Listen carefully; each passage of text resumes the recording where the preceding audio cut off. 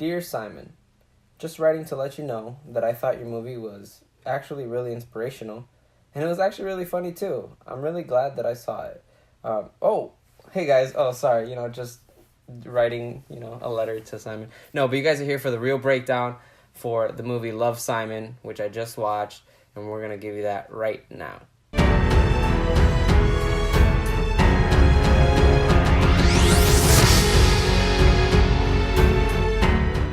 Hey guys, and welcome back to the real breakdown. Today we're going to review Love, Simon. This movie literally just came out last weekend.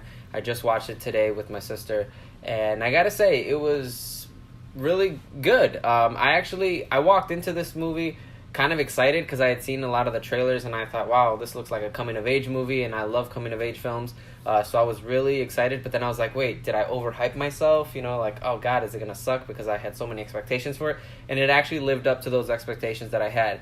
So for those of you that don't really know what this movie is about, this movie is about a kid. His name is Simon, and, he lives a pretty ordinary life. He goes to high school, he has friends, he has, a great family, but he has a secret, and that secret is that he's gay. That's not spoiling because that's in the trailers. We see that in the trailers. So obviously this is a coming-of-age movie, but thrown into the mix is the fact that this is a kid who's trying to come out as gay. In our modern society, that's something that I'm sure a lot of people are going through or have gone through. So I think it's very relevant, and I thought they handled it very well. One of the things that I'm definitely going to say, my first impressions coming out of the movie theater were that this movie is very, very much a modern coming-of-age film. And I say that in a good way, because some films just push the whole technology, social media thing too much, and they're like, hey, look, kids are into Instagram and kids are into Twitter now. This movie has levity, but it also has seriousness in it. There are moments where it's funny, you just laugh and you have a good time, and then there's also moments where it gets serious and you kind of realize what this kid is going through. So I thought they did that very well. So that's definitely one of the good things that I like about it. I thought another good thing about this film were the characters. I thought that the characters that they had, not just the main character Simon, but even his parents, which were awesomely Josh Duhamel and Jennifer Garner. When I saw Jennifer Garner, I was like, what? Like, why is she always a mom in movies now, But she plays it perfectly, and Josh Duhamel does the same as well. I'm not going to go into details on what their relationships are and stuff like that, but I thought the parents were cast very well. I also thought that the friends that Simon has in the film, which one of them is the girl from 13 Reasons Why, Catherine something, I don't know her last name, but when I saw her, I was like, oh my God, that's her. And then there's also another character from 13 Reasons Why, which I was like, oh my God, he's in here too. So I thought her, and then he has two other friends, I don't know their names, but they were very, very memorable characters. I thought they were very well thought out. It's not just your wooden stereotypical I'm a jock or something like this. There's depth to them, and you get to kind of meet them a little bit. I definitely thought that the characters were a plus, not just the main character but the side characters as well.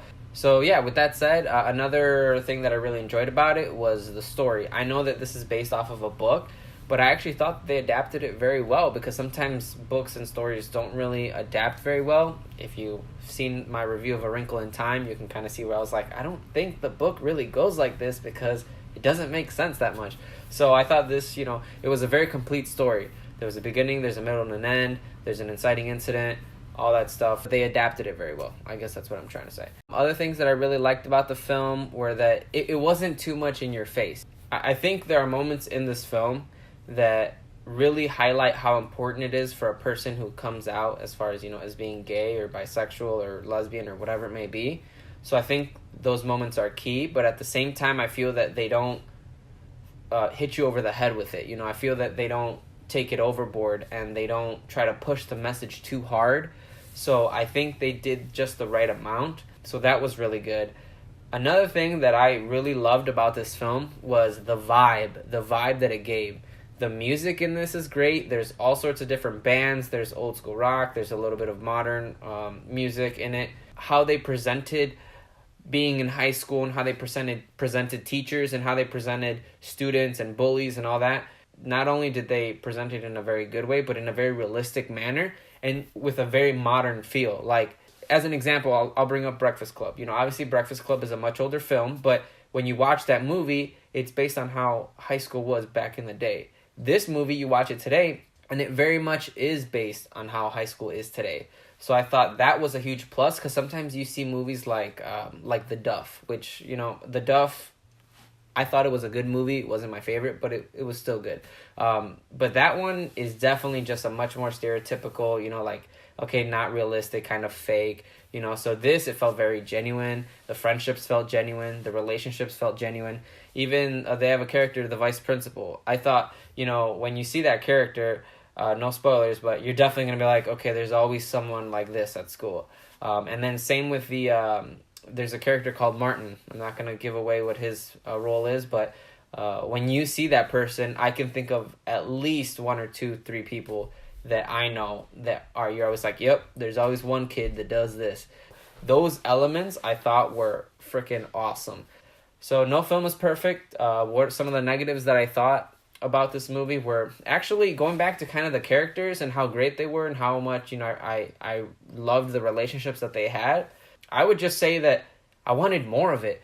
I mean, I felt like, especially the parents, obviously the parents, their kid's coming out, he's gay, they didn't know, or did they? And I think the interactions that they have with Simon after he reveals that he's gay are good, but I wanted more of it. I mean, I'm not saying it was bad, I wanted more of it in a good way. So I'm like, oh God, give me more of the parents, give me more of the friends. I want to see more of that. I actually didn't want this movie to end. So that negative is actually kind of a positive, because I just kind of was like, oh man, I kind of want this to keep going. I want to see this kid's journey continue.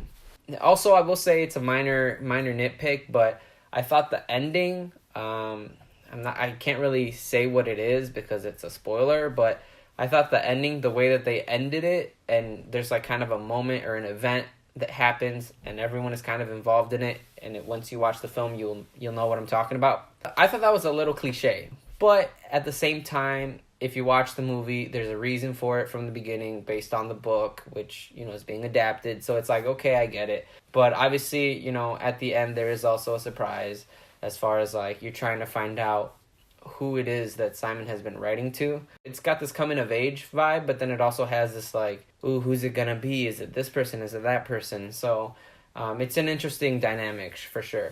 Yeah, those are just minor nitpicks, really. So I definitely walked out of this movie thinking like, man, that was a really good, like I felt good. That movie made me feel good. It made me feel inspired. It made me feel like happy that this movie got made. So overall, I was very, very happy with it. My final thoughts are that I for sure recommend it. I think that even people who maybe aren't really necessarily into the book or the topic of the movie, it's still a good time. I'm not going to go as far as to say like, oh, this is the new Breakfast Club, because to me, Breakfast Club is by far the best coming-of-age movie. There's still a few more I need to see, but it's definitely up there. It's definitely better than The Duff. It might be up there than, Edge of 17. It's really good, and it's different, and it's modern, and it's got a good vibe to it. It's fun, it's happy, it's like, I mean, it's got moments of seriousness and sadness, but at the same time, you're just having a good time at the movies, and I think that's what it's all about.